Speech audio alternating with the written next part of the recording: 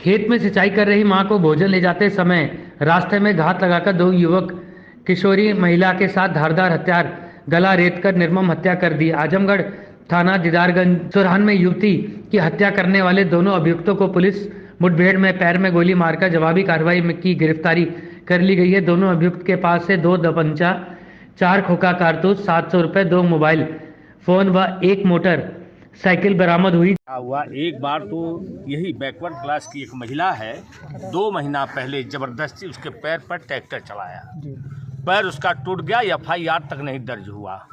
डर के मारे इतना आतंक है उस ठाकुर का, और आतंक इसलिए है कि उसका चाचा भारतीय जनता पार्टी किसान मोर्चा का जिला अध्यक्ष है, और अध्यक्षी के नाते भारतीय जनता पार्टी का होने के नाते इतना बड़ा कांड उसने कर दिया, इतनी दुर्दांत हत्या की है कि उसके बारे में अगर कहा जाए तो बात छोटी हो जाएगी।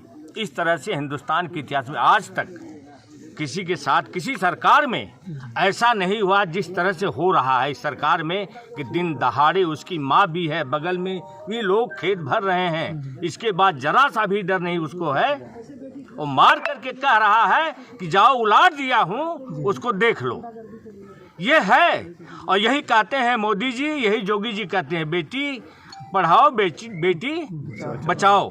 ये है, कहाँ से बेटियां बचेंगी हम लोगों की, दलितों की, शोषितों की, पिछड़ों की, माइनॉरिटी की कहाँ बचेंगी, कहाँ न्याय मिल रहा है? प्रशासन ने कार्रवाई तो की ना। कौन कार्रवाई? ये कार्रवाई है कि एक साथ पकड़े जाए, और इतने बड़े निशानेबाज हैं, इतने बड़े निशानेबाज हैं पुलिस वाले कि पैर में गोली सटीक लग रही है। बता दिए सीने में क्यों नहीं लगी किसी को? तो कहीं ना कहीं आप इशारा ये कर रहे हैं कि जातिगत भावना से। हाँ है, अब इससे ज्यादा क्या हो सकता है?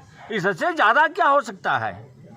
जाति भावना से दिन दहाड़े गोली मारी जा रही हो, और यही अगर कोई यादव होता, कोई मुसलमान होता, कोई राजभर होता, कोई मौर्य होता, कोई कहार होता, कोई पासी होता, अगर इस तरह दिन दहाड़े हत्या होती तो अब तक बुलडोजर चल गया होता, गिर गया होता, मकान का मकान सब खाली हो गया होता। लेकिन कोई देख रहा है गरीब है जिसके पास झोपड़ी भी नहीं है। मैं कह रहा हूँ अगर न्याय दिलाना है इनको, तो मैं कहता हूँ अपनी बेटी ले आकर खड़ा करें, मैं गोली मार रहा हूँ, चाकू मार रहा हूँ, 50 लाख अभी तत्काल मैं दूंगा निकाल करके। मैं गरीब हूँ, यही जनता उठा करके दे देगी। एक बेटी की कीमत, दलित की कीमत 5 लाख रुपया है, और पंडित मारा जाएगा, ठाकुर मारा जाएगा तो 1 करोड़ रुपया।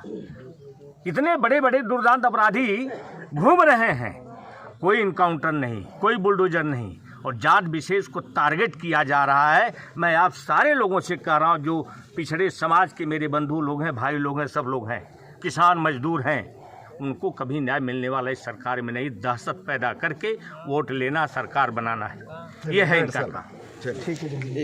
परसों थाना दीदारगंज अंतर्गत घटित हत्या की घटना के संबंध में FIR नंबर 338/23, धारा 302, 506 IPC 2 नामजद अभियुक्तों के विरुद्ध पंजीकृत की गई थी। एक नामजद अभियुक्त शुभम गौतम को कल पुलिस के द्वारा गिरफ्तार किया गया था। दूसरा नामजद अभियुक्त, जो मुख्य अभियुक्त भी है, नवनीत सिंह उर्फ गांगुली पुत्र पूरन सिंह, जो सुरन का रहने वाला है, और 25,000 का इनाम इसकी गिरफ्तारी के लिए घोषित किया गया था। कल देर रात्रि में लगभग 12:15 बजे इसको पुलिस मुठभेड़ के दौरान थाना दीदारगंज की पुलिस के द्वारा गिरफ्तार किया गया है। इसके बाएं पैर में गोली लगी है, उपचार के लिए हॉस्पिटल भेजा गया है। इसके पास से अवैध असला, कारतूस और 1 मोबाइल फोन एंड्रॉयड बरामद हुआ है। दोनों अभियुक्तों की पूछताछ से यह स्पष्ट हुआ है कि नवनीत सिंह की पूर्व से मृतका के साथ बातचीत होती थी, और ये उससे शादी करना चाहता था। दोनों परिवारों के बीच भी इस संबंध में बातचीत हुई थी। कुछ कारणों से ये शादी इनकी नहीं हो पाई।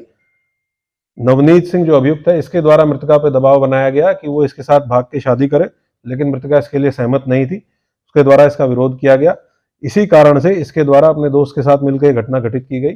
दोनों अभियुक्तों को गिरफ्तार किया गया है, विस्तृत पूछताछ की जा रही है, साक्ष्य संकलन किया जा रहा है। अतिशीघ्र विवेचना को निस्तारण करते हुए इसको फास्ट ट्रैक कराते हुए इनको सजा कराई जाएगी।